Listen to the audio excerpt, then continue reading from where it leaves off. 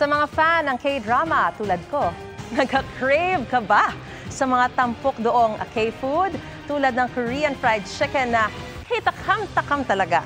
Ang sekreto sa pagluluto niyan, straight from South Korea sa pagtutok ni JP Soriano.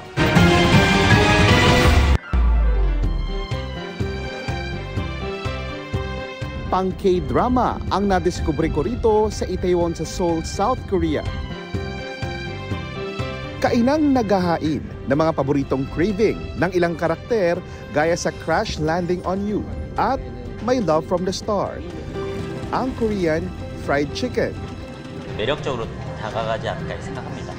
So he believed that the chicken became more appealing to the public because it is included in the content. It is together with the stories. Experts mismo ang nagturo sa akin mula sa paggawa ng butter o yung pagbababaran ng manok. Paghalo ng sobrang lamig na tubig sa espesyal na harina.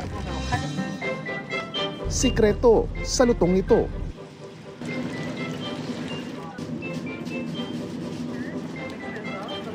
So dito pala sa South Korea, meron palang ang proseso kung paano sila nilalagyan ng timpla, pati yung paghawak ng brush kung paano sila tinitimplahan, meron palang tama, parang lapis daw.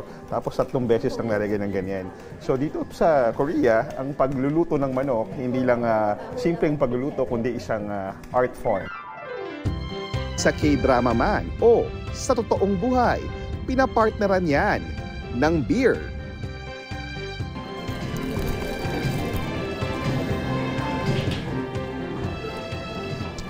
Nakinig kasi ako kaya masarap yung timpla. Mula sa Seoul, South Korea at para sa GMA Integrated News, JP Soriano, nakatutok 24 oras.